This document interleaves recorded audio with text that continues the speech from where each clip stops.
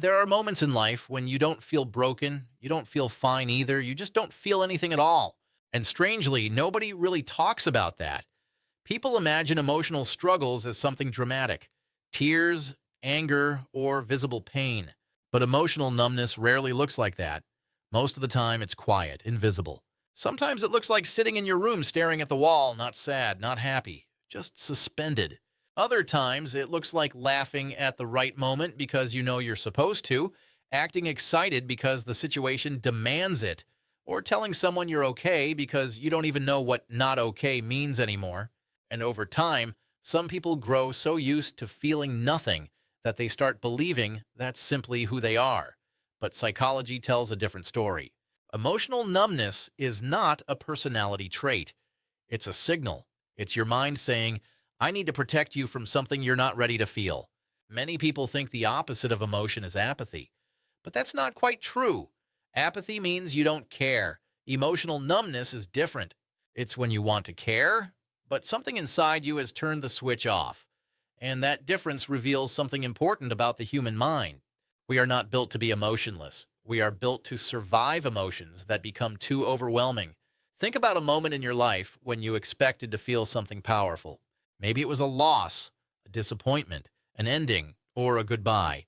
You prepared yourself for the emotional impact, but instead of sadness or anger, there was only silence, a strange emptiness, as if your mind stepped between you and your emotions and quietly said, not today.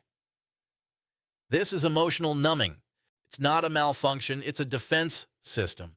Just like the body can shut down physical pain during shock, the mind can temporarily shut down emotional pain when it becomes too much. And often, this happens after long periods of emotional exhaustion, when you've carried too many heavy experiences without ever putting them down. When psychologists study emotional numbness, they often find common patterns behind it: long-term stress, repeated disappointment, emotional overwhelm, or environments where expressing feelings wasn't safe.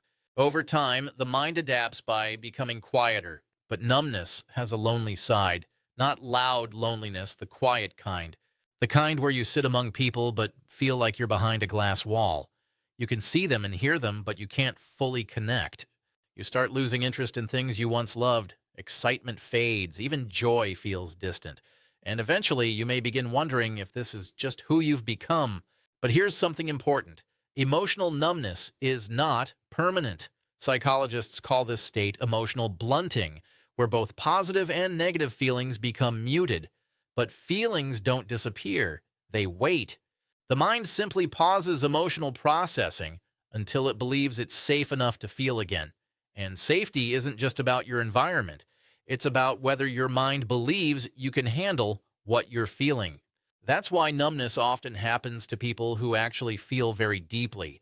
When emotions become too intense or too constant, the mind creates distance as a form of protection. Ironically, people who say they feel nothing often have incredibly rich emotional worlds beneath the surface. They're not heartless. They're protective. They're cautious. They're tired. And here's something fascinating. When the mind blocks internal emotions, it often heightens awareness of other people's emotions. That's why someone who feels numb can still be deeply compassionate toward others. But numbness can also create a strange fear, the fear of emotions returning. Many people secretly worry that if they start feeling again, everything will come back at once: the sadness, the stress, the memories. So they avoid situations that might awaken those emotions. They stay busy, they distract themselves, they bury themselves in work or routine. But here's the truth. Emotional numbness isn't the end of feeling. Sometimes it's the beginning of understanding. It's a pause, a moment where the mind quietly reorganizes everything you've been carrying. And when emotions return, they often come back slowly, not as overwhelming storms, but as small sparks. A moment of unexpected laughter, a song that suddenly means something again, a conversation that feels warm, a quiet moment where your chest feels a little lighter. These small moments matter. They are signs that the emotional world inside you is waking up again. Because the emotional system is incredibly resilient. Feelings don't vanish forever. They reorganize, they adapt, and eventually they return when the mind senses it is ready. So, if you've ever felt emotionally numb, remember this: you are not broken. You are not empty. You are protecting something inside yourself that has carried too much for too long.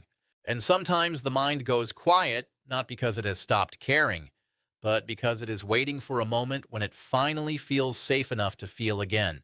Thank you.